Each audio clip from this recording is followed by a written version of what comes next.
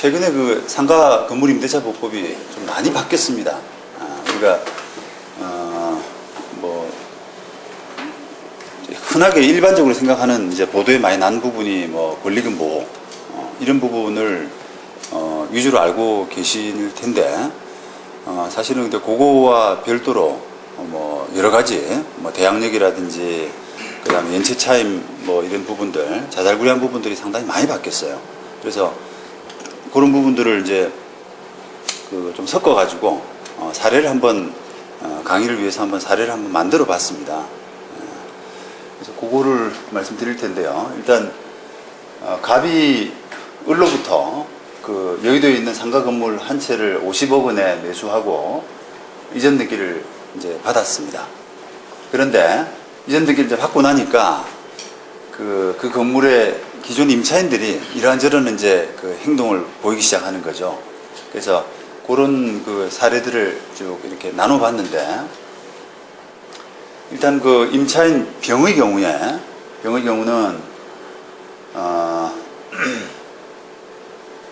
그 이동통신 판매업을 하는 사람인데 이분이 보증금 1억에 월차임 350 이렇게 해서 이런 업을 하고 있던 사람인데 장사가 안 된다. 그러니까 내가 계약 해지하고 보증금 돌려받았으면 좋겠다라는 이제 뜻을 받았죠. 건물주 갑이.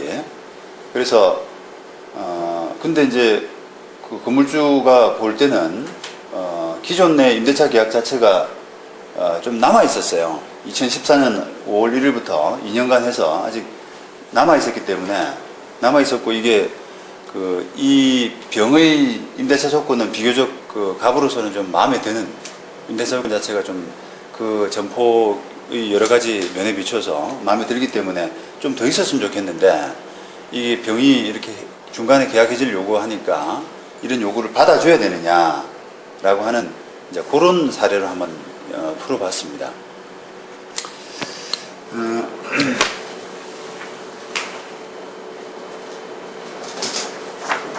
일단 요 사례부터 한번 말씀을 좀 드려보죠.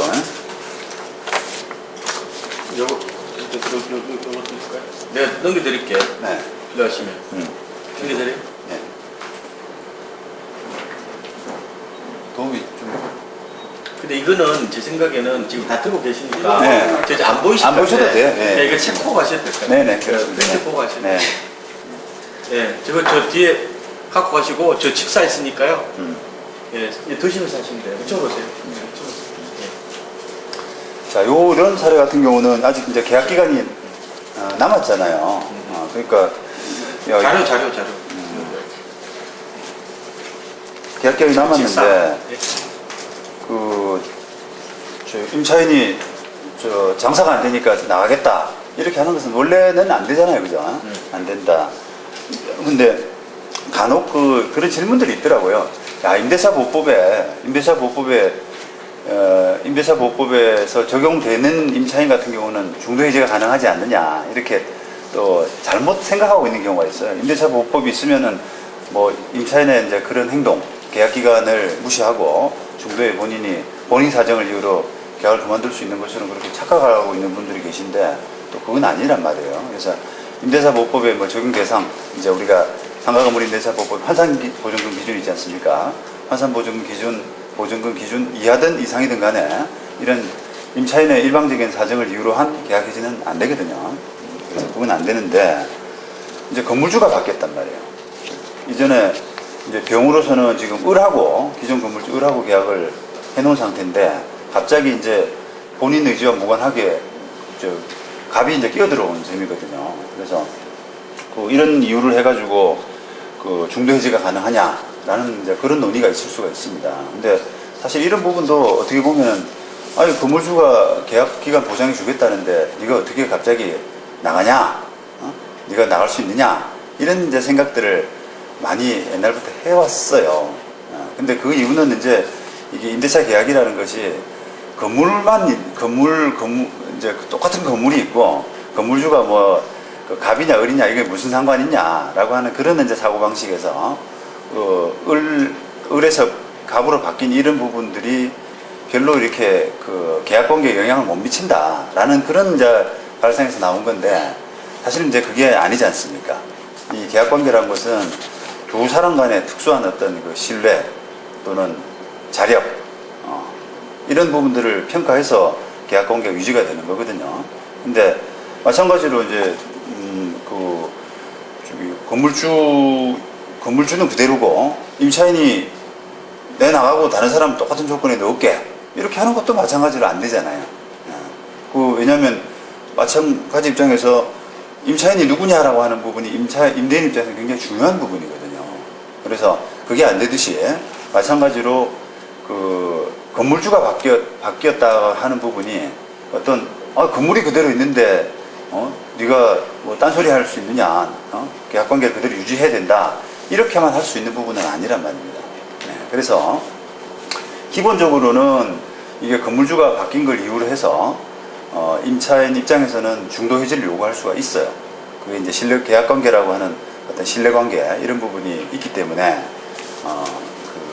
기본적으로는 할 수 있다. 중도 해지할 수 있다.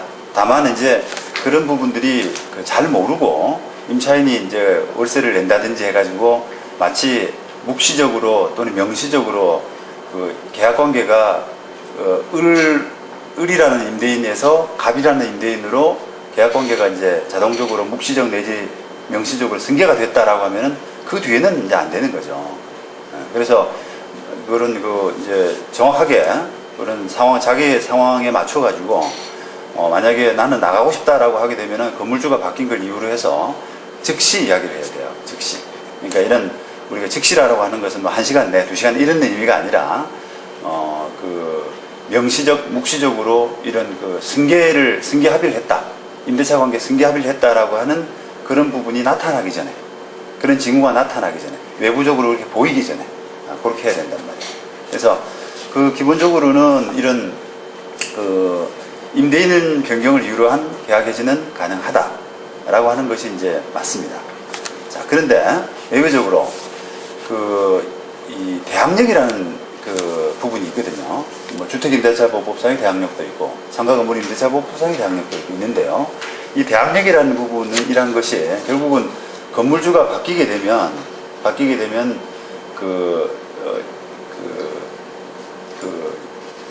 양수인이라고 그러죠. 건물 양수인.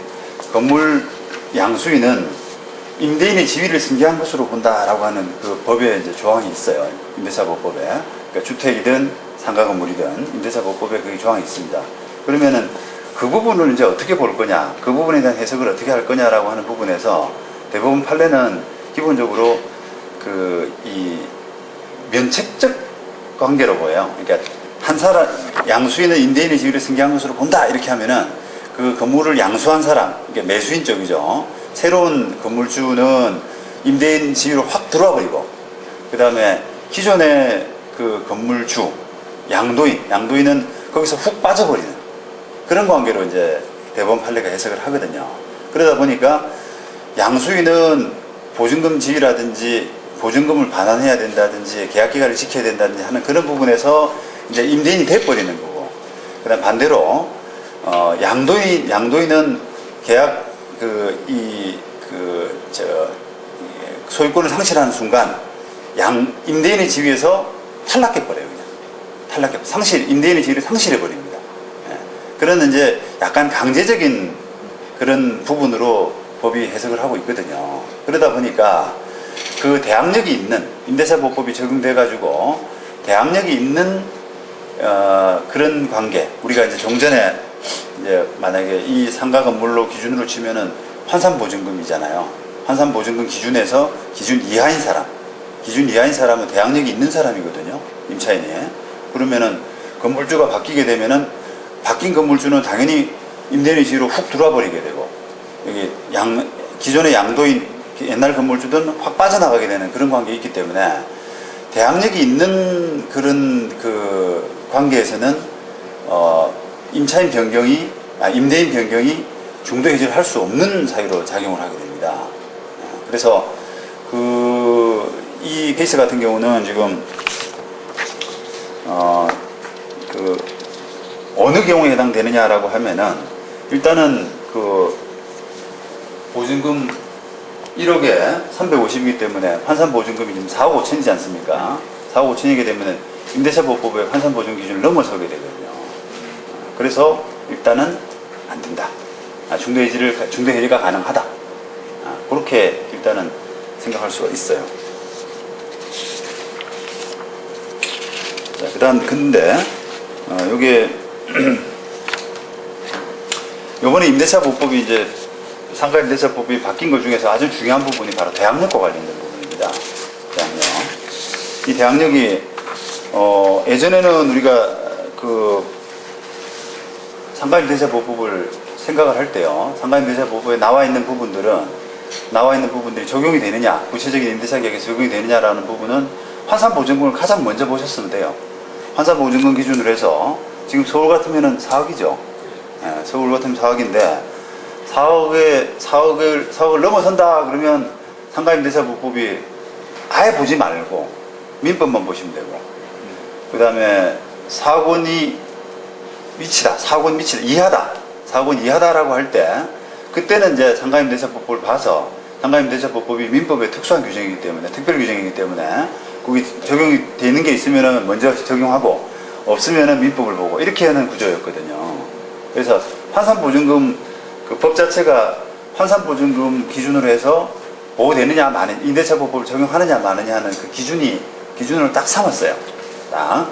그런데 물론 그 작년 2013년 이제 개정 부분이 조금 예외를 하나 트긴 했는데 그건 뒤에서 좀 말씀드릴 거고요. 2015년 5월달에서 상당히 많은 예외가 들어옵니다. 그러니까 원래는 환산보증금 이상이면 임대차보호법을 아예 적용을 안 하는, 아예 볼 필요가 없는 그런 상태였는데, 그러다 보니까 이게 환산보증금이 조금 많은 임차인들의 경우에는 임대차보호법 적용이 보호를 하나도 안 되는 그런 규정이 있죠. 그런 문제가 있잖아요. 그러다 보니까 그거를 조금 환산보증금이 많은 사람이라고 하더라도, 많은 임차인이라고 하더라도 조금 적용해 줄 부분을 터버리자, 조금 인정을 해주자라는 취지에서 상당히 이제 많은 부분이 들어오게 되는 겁니다. 그 중에서 대표적인 게 바로 이 대항력 관련된 부분이에요. 대항력. 그러니까 다시 말하면은 예전에는 이렇게 건물주가 바뀌게 되더라도 고액 환산보증금이죠. 기준 이상의 환산보증금. 이런 경우에는 건물주가 바뀌어도 나가라고 그러면 나가야 되는 거예요. 계약기간 보장을 못 받았던 거죠. 계약기간 보장을 못 받았던 거고, 또 반대로 아까 임차인의 경우에도 그 환산보증금 이상이면 아까 당연 승계가 안 되기 때문에, 임대차보호법에 대항력이 없어서 당연 승계가 안 되기 때문에 나 중간에 나가겠다, 너 소유자 받겠지 않느냐, 이렇게 해서 또 그런 경우도 생겼단 말이에요. 근데 이 법에는 이제는 환산보증금이 조금 높은, 지금 지금 기준으로 서울 같으면 4억인데 5억이라든지 6억이라든지 이런 고액 환산보증금이라고 하더라도 대항력을 당연히 인정해 줍니다. 그래서 건물주가 바뀌더라도 그 바뀐 건물주는 당연히 임대인의 집에 훅 들어오게 되는 거고, 그 다음에 아까 이 경우 같은 경우도 임차인이 중간에 나가겠다고 못하게 되는 그런 상황이 생기는 거죠. 근데 저는 개인적으로는 그 대항력을 이렇게 인정한 부분은 맞다라고 생각을 해요.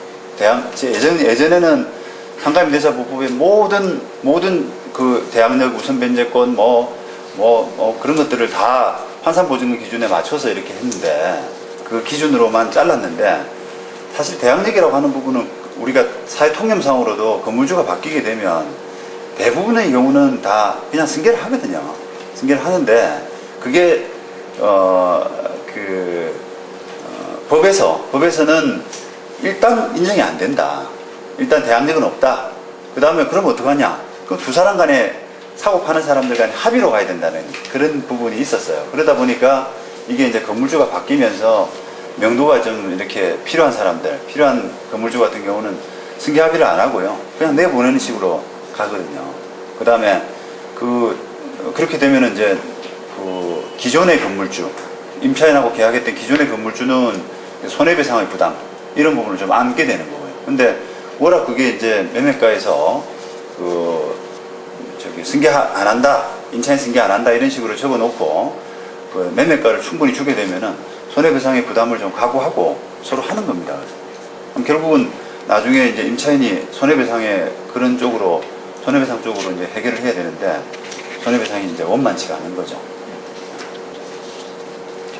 근데 요 그 대항력이라고 하는 그 부분에서 대항력이라고 하는 그 부분은 그 부칙에서 우리가 그 시행 시기를 이 법 시행 후, 이 법 시행이라고 하는 것은 이제 올해 5월 중순쯤 될 겁니다. 이 법 시행 후 최초로 계약이 체결되거나 갱신되는 임대차부터 적용한다라고 이렇게 못을 박아두고 있거든요. 그러다 보니까 그 대항력이라고 하는 부분이 사실은 기존의 임차인 병에 대해서는 대항력이라는 규정이 지금 적용이 안 되는 겁니다. 직사가 되어서 직사.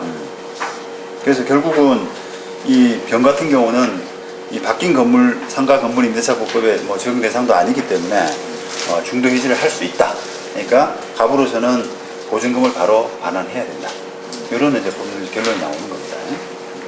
그러면 이제 이게 그 아까 이게 좀 복잡해질 수가 있거든요. 이제 이런 관계를 잘 모르고 당연히 갑을 간에는 두 사람 승계한다.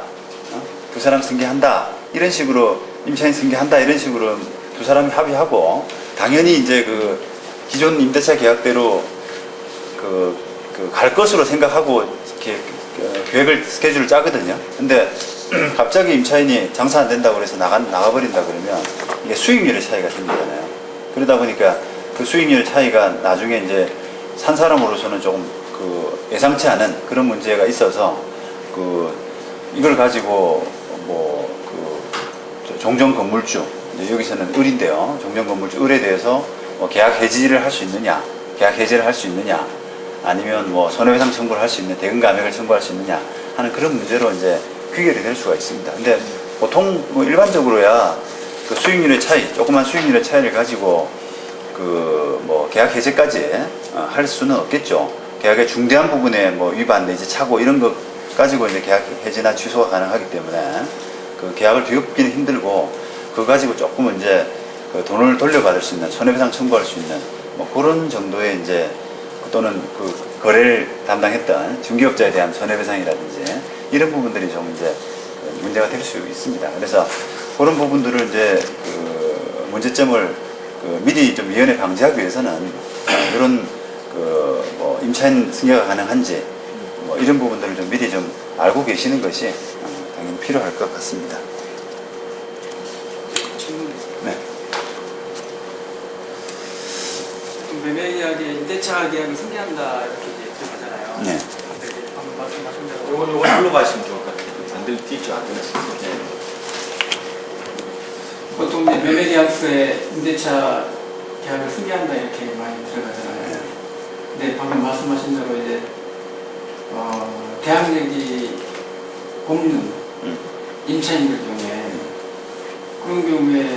그런 경우에는 방금 말씀하신 대로 이제 해지할 수 있잖아요, 중간에. 그렇게 되버리면 매수자 입장에는 당연히 승계되는 걸 알고 계약을 한 건데 근데 이제 법적으로 세입자는 중간에 해지할 수 있는 권한이 있어서 나가버립니다. 그럼 거기에 대한 책임은 아까 변호사님 말씀해 주신 것 같은데 거기에 대한 책임을 어떻게 이제 해결할 건가 그게 이제 관건이 되겠네요. 중개업자가 책임져야 돼, 그러면? 네? 중개업자가 책임져야 돼? 그 중개업자한테 손해배상이 아니 이제 그게 여러 가지로 맞습니다. 사실 이제 기존 건물주 사실 제일 잘못한 거로 가야 되지 않나요? 기존 건물주가 그걸 설명해 줘야 될 의무가 있느냐 그런 부분은 조금 애매하잖아요. 근데 중개업자는 설명해 줘야 될 의무가 있다고 할 수가 있죠. 중개하면서 이제 이게 당연히 승계됩니다. 이게 이대로 가져가면 수익률이 얼마입니다. 이렇게 설명하면은 그건 잘못된 거거든요. 그러니까 중개업자는 이제 뭔가 좀 설명이 부족했다 이렇게 볼 수 있는데 문제는 이제 이게 여러 가지가 법적으로 해결하기가 좀 어려운 부분은 과연 그게 우리가 뭐 법적 재판을 가려 그러면은 아까 계약 해제는 기본적으로 조금 힘들고 그죠? 손해배상이나 이런 쪽으로 가야 되는데 과연 그게 뭐 기존의 세입자가 중간에 도망간다고 그래서 내가 손해가 있느냐 라고 하는 부분도 법적으로 딱 단정하기가 힘들어요. 기존에 350 내는 사람인데 그분이 나가고 나서 뭐 다른 세입자가 지금 얼마로 들어왔는지 하는 부분, 얼마나 들어갈지 하는 부분은 사실 좀 알 수가 없잖아요. 그 다음에 공실도 좀 있고 하긴 하겠지만 세입자가 나가게 되면 언젠가는 또 공실이 생기는 거고 하니까 이게 그 손해배상으로 따지기가 사실은 조금 쉽지는 않습니다. 근데 분쟁의 소지를 없애려면 이제 건물주가 기존 세입자들한테 내가 매도한다, 이제 승계한다 이렇게 통보를 해야 그렇죠. 그게 맞는 거죠. 그래서 그 사람 확인서를 다 써야 된다는 거 세입자고. 확인서를 안 써도 이제 통보를 해줘야죠. 의사 확인. 대항력이 없는 임차인들 지금 법상은 대항력이 다 있기 때문에 상관없지만 기존에 종속주 임대차인 사람들은 그게 이제 그 자동 해지할 수 있는 권한이 생기니까. 그렇죠. 이제 앞으로 임대차 계약이 될 임차인들은 당연 승계로 가는 거고. 그러니까 기존에 이 법이 이번에 상가임대차보호법 개정법 이게 만들어지기 전에는 지금 말씀하신 것처럼 세입자를 뭐 찾아가든지 해서 의사 확인을 좀 하는 것이 우리가 소유자가 바뀔 것 같은데 뭐 계약 그대로 하실 거죠? 뭐 계약서 씁시다 이렇게 해서 오케이 받아 넣는 뭐 그런 정도가 돼야지 조금 틀림없는 거죠. 자, 그 다음에 그 임차인 그 정 같은 경우는 그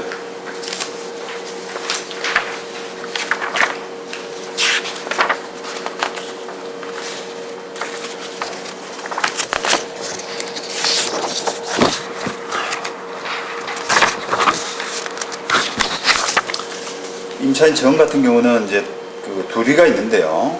그 임차인 이제 김밥집을 하는 정일이라는 사람은 보증금 1억, 그 다음에 월차임 150, 그 다음에 계약 기간이 2013년 1월 1일부터 3년 이렇게 돼 있고요.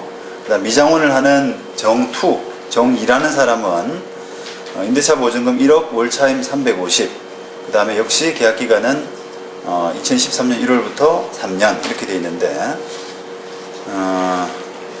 계약 기간이 3년이기 때문에 조금 있으면 지금으로부터 기준으로 하면 조금 있으면 이제 계약 기간이 만료되지 않습니까? 2014년 5년 그죠? 조금 있으면 몇 달 있으면 계약이 만료될 수가 있는데 갑은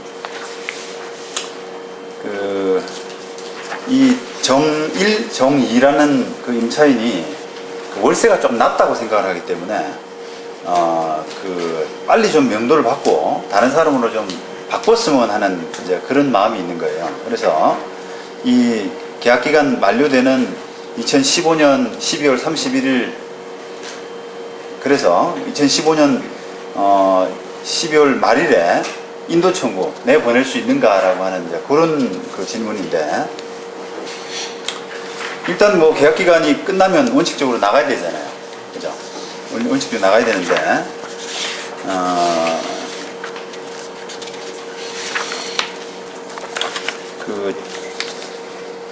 5년, 임대차 보호법에는 지금 5년 갱신 요구권이라는 것이 있죠. 그래서 5년 갱신 요구권을 행사할 수 있는 그 같은 경우는 종전에 그 법에 따르면 우리가 이제 2013년 제가 개정법 이야기를 하기 전입니다. 그걸 이제 종전법이라고 하고요.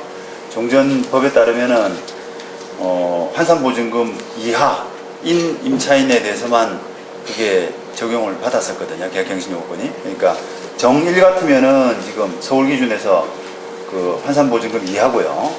그 다음에 정2 같은 거는 환산보증금 이상이지 않습니까? 그러니까 예전에 종전법 같으면은 정1은 그 3년 지나서 못 내보낸다. 정1이 계약갱신요건을 행사하게 되면은 5년까지는 그 내보내지 못한다. 여기 답일 테고. 그 다음에 정2 같으면은 보호를 못 받기 때문에 임대차 보호법에 적용을 못 받기 때문에 2015년 연말에 인도가 가능하다. 그게 이제 달릴 테죠. 예? 그러면 이게 그 임차인 기준으로 2년 후에는 내보낼 수 있는 거죠. 아니면 이게 그렇게 돼요. 네. 매수인이 그 인도 받은 시점부터 다시 5년 카운팅하는 거예요. 그렇죠. 그건 아니죠. 예, 임차인 기준으로 하는 거죠. 임차인에게 5년 보장을 그럼 이 해주겠다. 남은 2년 동안 임대인이 취할 수 있는 액션은 최대 인상률 9% 올려서 하는 것밖에 없는 거예요. 그렇죠. 그렇게 되죠. 물론 이제 더 들어가게 되면 이게 정일 같으면은 사실은 상가 임대차 보호법의 적용 대상이기 때문에 그냥 당연 승계가 되잖아요. 대항력, 아까 우리가 대항력 이야기했는데 대항력에 따라서 당연 승계가 되고 그러면 그 갑이 그 정일과의 관계에서는 임대인의 집에 쑥 들어오게 되고 그러다 보니까 그 당연히 계약 기간은 보장해 줘야 되고 그 다음에 그거 지나서 2년도 갱신 요건이 해당이 되는 거고 이렇게 되는 건데 정2 같으면은 대항력 자체가 없잖아요. 그죠? 대항력 자체가 없기 때문에 그 갑을 간에 서로 매매하면서 뭐 승계한다 이런 부분을 합의를 안 하게 되면은 사실은 당장이라도 내보낼 수가 있어요. 당장이라도. 근데 보통은 합의를 하거든요. 두 분 간에. 이게 계약은 승계한다. 그러니까 내가 이제 임대인의 집에 들어오게 된다. 너 을의 임대인이 있을 때의 그 지위에 내가 들어오게 된다라고 하는 게 그 승계 합의거든요. 그러니까 그런 합의를 보통 하기 때문에 그 계약의 지위에는 들어오게 되는 거예요. 이 사건도 이제 그렇게 진제로 짰는데 그러다 보니까 그 정2와의 관계에서는 연말까지는 이제 계약 승계를 했으니까 되고 그 이상의 기간을 더 보장해 줘야 되느냐고 하는 것이 이제 이 사건의 문제거든요. 그래서 그 적어놓은 대로 정1의 경우에는 5년 보장을 해줘야 되고 정2는 3년 지나서 바로 내보낼 수 있고 그렇게 됩니다. 근데 요거 이제 계약갱신 요구권 관련해서는 한번 2013년 8월에 한가임대차법규 개정이 한번 있었습니다. 여러분들이 기억하실지 모르겠습니다만 이게 워낙 이게 임차인 쪽에서 임차인 단체 내지 임차인 쪽에서 이렇게 악유를 많이 했던 부분이 이 5년 보장이었거든요.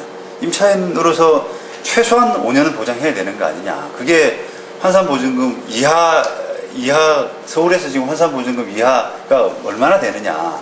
대부분 쓸만한 임대차 같으면은 다 환산보증금 기준을 넘어가는데 그래서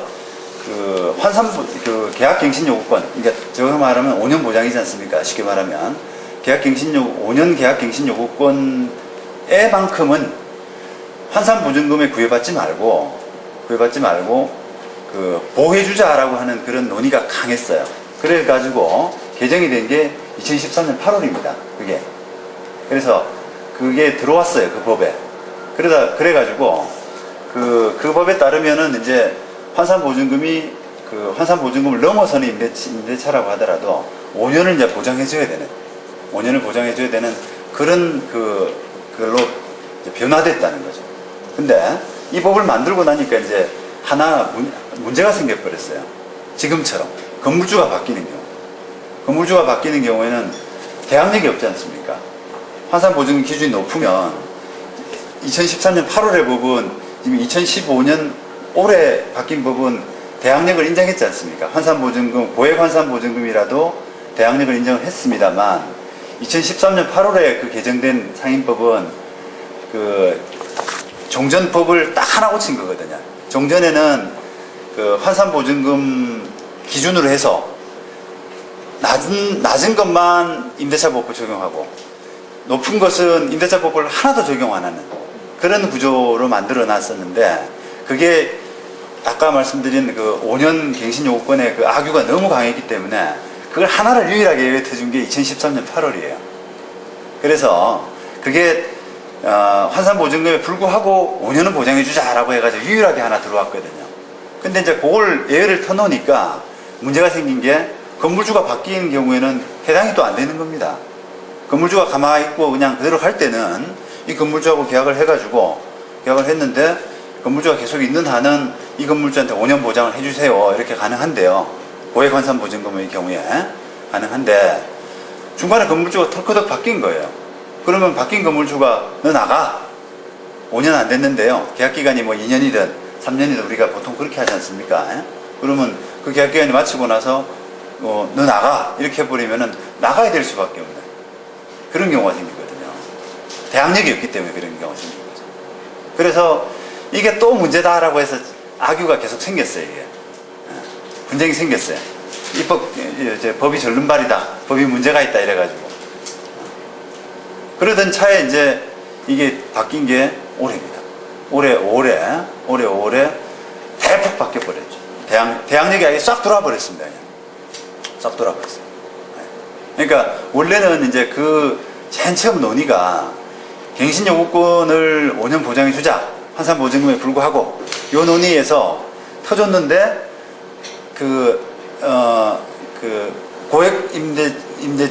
고액임대차인 경우에는 주인이 바뀌어버리니까 안 되는 경우를 그렇게 예외를 하나만 바꿔줬어도 되거든요. 그런 문제점이 있었기 때문에 법이 안 맞았기 때문에. 근데 그러지 말고 이번 기회에 그냥 대항력 부분을 다 터주자라고 해서 아예 대항력을 다 인정해줘 버렸어요. 아싸리. 다만 우선 변제권은 인정이 안 됩니다. 우선 변제권은 정전과 마찬가지로 환산보증금 기준 이하만 적용이 되는 거예요. 이하만. 근데 그게 좀 이게 저도 자세히는 모르는데요. 저도 이제 이 법 제정 과정에서 관여했던 지인한테 비하인드 스토리를 좀 듣고 했는데 우선 변제권 그 부분은 이제 이게 그걸 이 환산보증금 이상에 터주려고 하니까 너무 문제가 많은 겁니다. 그래서 그 부분을 개선을 못해서 그러니까 뒷받침을 못하기 때문에 우선 변제권은 그냥 도입을 안 하고 대항력 부분만 그렇게 들어오는 걸로 그렇게 합의가 됐다고 합니다.